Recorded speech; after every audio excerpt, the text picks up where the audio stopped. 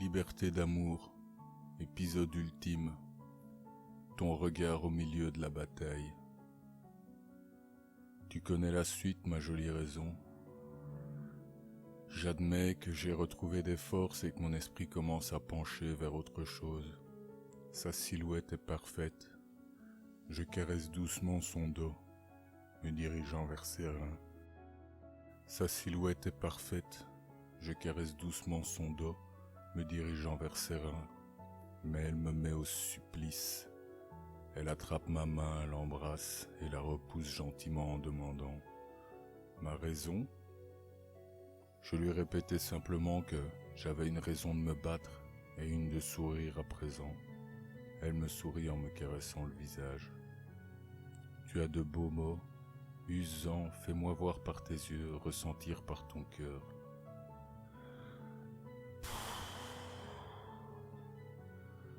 Mon soupir doit en dire long, mais autant aller au bout, on aura tout le temps de s'aimer. Et puis c'est sûrement la dernière fois que je raconte cette histoire. Je compte bien aller de l'avant, laisser tout ça derrière moi et profiter de la nouvelle vie qui me tend les bras. Le ciel était d'un azur profond et le soleil éclatant, plus que d'habitude. Je m'en souviens car j'ai ressenti quelque chose de profond à ce moment-là. Je ne pourrais pas le décrire mieux que l'ont fait les mots de Thio. C'est une belle journée pour se battre. Dans la bouche d'un autre, ça aurait pu passer pour de l'humour douteux ou une tentative de cacher sa peur. Mais pas dans la bouche du Bassajaniac. Sur ce, Bastak s'étira et me toisa avec un sourire goguenard. Il se transforma sans même faire un geste. Nous avions cherché un temps comment passer discrètement, mais j'attirais déjà les regards et puis c'était peine perdue avec Thio et Alona en énorme tigresse, sans parler de l'homme-loup. On a marché droit devant. À notre arrivée aux portes de la ville, c'est la surprise qui nous attendait. Pas un garde, pas un marchand ou un train de savate. Personne. On a cru à une embuscade. On est donc resté sur nos gardes, mais les rues étaient désertes. Il a fallu un moment pour qu'on commence à croiser des gens, tous se hâtant vers le centre-ville, sans nous porter un regard. Cette ambiance était irréelle. Au fur et à mesure qu'on avançait, un bourdonnement se faisait entendre, un bruit de foule ponctué d'acclamations. Quelqu'un parlait pour tout le monde. Son discours tenait autant du prêche que du réquisitoire et de la harangue. Quand les mots nous atteignirent, ils nous écœurèrent. Avec nos passifs respectifs et nos expériences communes, on lisait ces paroles comme personne. L'orateur récitait les paroles du livre du culte, paroles qui paraissaient trop droites, trop parfaites. Il poussait à imposer ses préceptes comme si toute autre idée était nauséabonde et méritait sentence. Quand on est arrivé sur la place, devant la cathédrale, on fut impressionné, il faut le dire. Et il y avait de quoi. Des centaines de citadins exaltés se pressaient en arc de cercle, une foule. Tous les regards étaient tournés vers le centre de la cuvette que formait cette place et de l'estrade devant la cathédrale. De longues banderoles aux couleurs du culte prenaient la brise accrochées à la façade du bâtiment. Au centre, il y avait tout l'ost du culte, le genou en terre. Plus on approchait de l'estrade, plus les armures étaient imposantes et luisantes, et sur celles-ci trônait l'orateur. Petit en longue toge de bure verte aux gestes de fouine, sa voix nasillarde rajoutait à la fureur que j'avais du mal à réfréner. Derrière lui trônait un personnage encapuchonné tout de blanc vêtu, assis sur une sorte de trône bizarre. Une aura malsaine émanait de lui.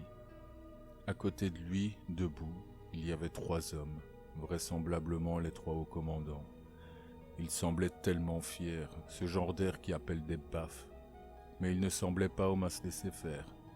Puis 2 gardes tenant des hallebardes. Et je t'ai vu. Je ne pouvais plus bouger, je ne pouvais plus parler. Ça a peut-être pris une seconde, pour moi c'était l'éternité. Le but de cette quête insensée prenait corps, mais ce que j'ai ressenti allait bien au-delà. Comme si j'avais vécu toute cette existence pour parvenir là. Tu as relevé la tête et nos regards se sont croisés. Une évidence inébranlable est née en moi. J'allais te sauver. Nous allions vivre ensemble et enfin connaître le bonheur. Je le ressentais dans tout mon être. Ma vie avait une vocation. Thio me secouait et Bastak souriait. Ils avaient compris, mais ce n'était pas le moment. Quand j'ai émergé, le père supérieur avait pris la parole. Un silence pesant baignait la place. Si je me souviens bien, il te traitait de vile créature, que ta mort marquerait leur avènement et que personne ne pourrait les arrêter. Avant qu'il ne continue ou que la foule l'acclame, c'est sorti tout seul. « Ah ouais ?» ai-je hurlé en sortant de la foule. « On va voir ça !» Je tremblais, une fièvre, une frénésie s'était emparée de moi. Mes compagnons me suivaient et la foule s'écarta de nous. Les soldats se tournaient déjà vers nous, mais un rire acerbe les arrêta. « 4 » gloussa le père supérieur. « C'est tout qu'on les... » Mais une voix puissante le coupa. « Ils ne sont pas seuls » tonna la voix de Torug, qui sortit de la foule d'un côté de la place. « Nous suivons Thorlundberg mort » s'écria Sméar qui s'avançait à sa suite. Les nains de Gorith entraient sur la place. J'entendais les gens s'extasiant comme s'ils voyaient des créatures légendaires. Sous le soleil, l'éclat du Zaoultar de leurs armes brandies dans ma direction semblait intimider les soldats. « Ils ne sont pas seuls » déclara Lifa qui pénétra à son tour sur la place non loin de nous. « Nous suivons les vainqueurs de gloire !» Son aura de défi et sa carrure firent aussi leur effet. Les chasseurs la suivant lancèrent un chant de guerre dans leur langue. La foule autour d'eux se clairsema.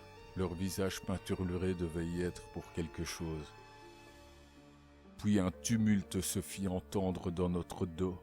Les spectateurs s'écartèrent en catastrophe et une troupe de lanciers déboula au galop.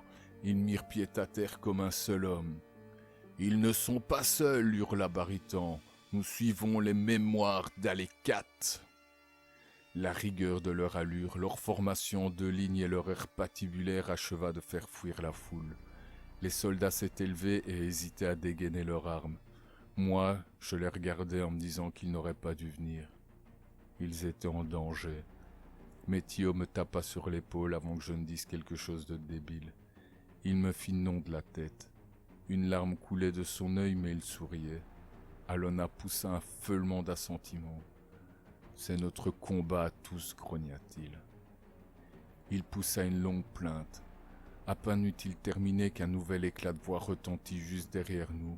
« Putain de bordel de cul de vierge véronnée » fulmina une femme qui vint se placer face à Bastag. « Tu as bien pris ton temps, hein? À 2 jours près, j'accouchais de ton enfant sans toi. » Ah ouais. Voir un Warhul transformé en plein soleil, c'était déjà quelque chose, mais un Warhul tout penaud qui se faisait engueuler par une femme enceinte jusqu'aux yeux...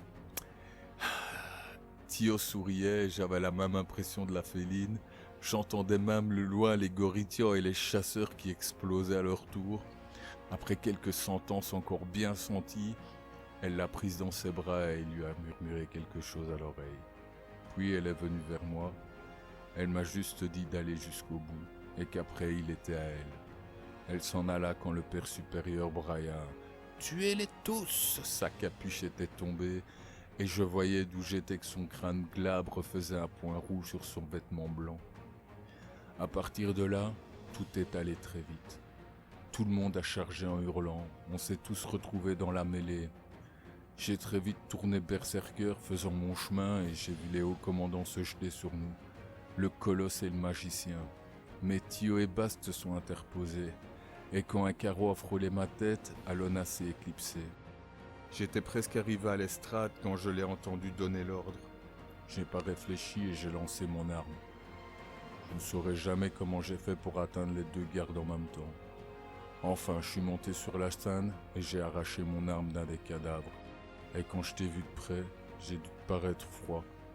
Je luttais de toutes mes forces pour rester concentré et j'avais un combat à mener. Et tu étais encore plus belle de près. Une nouvelle fois, j'étais tombé amoureux. Enfin, tu t'es reculé et je me suis jeté sur le père supérieur. Si j'avais pu imaginer ça. Le bougre était un vieillard tout fin, mais il était plus fort que moi, et de loin. Il m'a repoussé si facilement. J'ai volé en contrebas de l'estrade. Quand j'ai réussi à me remettre debout, il me balançait des jets de feu. Et c'était du feu grégeois apparemment, parce que moi, même si j'ai réussi à esquiver, ceux qui n'ont pas eu cette chance, amis ou ennemis, se transformaient en torches vivantes. J'en ai même vu un être éjecté dans un tonneau d'eau, le tonneau a explosé et il ne s'est pas éteint. Effrayant. Bref, je ne pouvais faire qu'esquiver. J'ai fini par le prendre à revers, je lui ai planté ma hache dans l'épaule, je lui avais presque coupé le bras. Là, c'était le désespoir. Il se l'est arraché en ricanant. J'ai bien vu la blessure se refermer, en quelques secondes à peine. Il a recommencé à me viser avec son bras valide et il a fini par m'atteindre à la jambe. J'ai eu beau arracher une cape sur un cadavre pour étouffer le feu, je sentais ma jambe brûler. La douleur était horrible.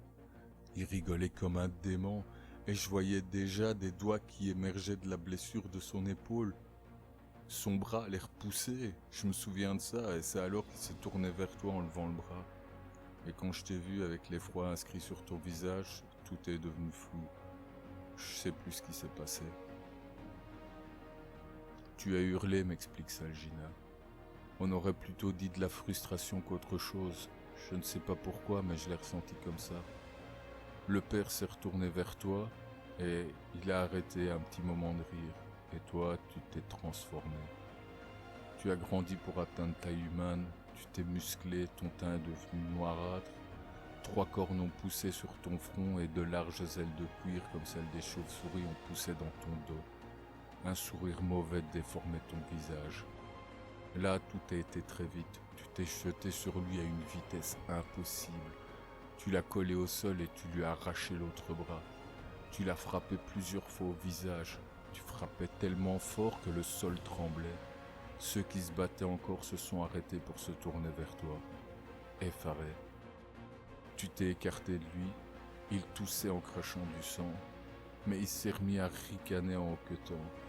Je crois que ça t'a mis encore plus en colère.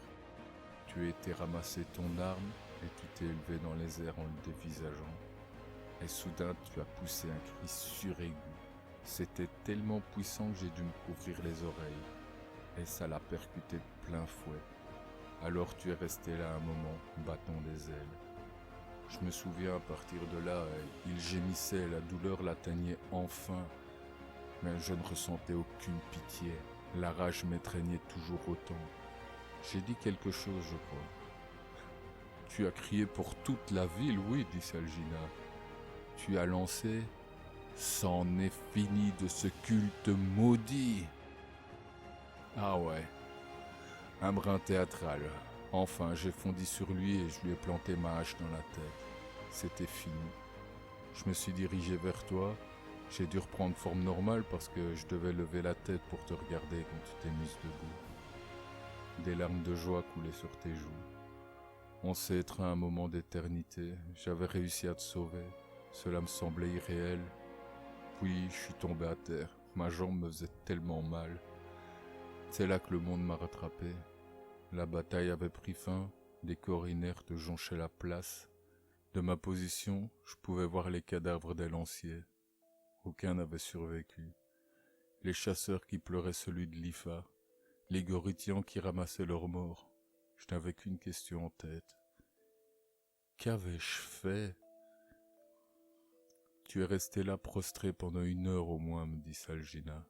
Je n'ai pas eu le courage de te secouer, la tristesse dans tes yeux. Ils sont tous passés de saluer, mais ils ont dû voir dans ton regard la même chose parce qu'ils n'ont pas insisté. Il y avait un Gorytian tout frêle, mal en point, soutenu par un autre plus massif. Il a remis la hache dans tes mains avant de partir. Les chasseurs ont chanté dignement, dans cette langue bizarre avec des sortes de cliquetis. Et tes amis, l'homme poilu qui soutenait une femme au visage tatoué, il avait un bras en écharpe et un bandeau à l'œil. Curieusement, lui, il souriait. Elle avait perdu une main, et je sais pas pourquoi, mais elle t'a étreint et elle t'a remercié pour ce qu'elle a vu. Et ils sont partis sans attendre. Puis l'homme loup est venu aussi.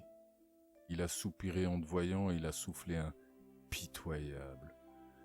Sa compagne au ventre rond lui a envoyé un coup de coude dans les côtes et il s'est retrouvé à quatre pattes en crachant du sang.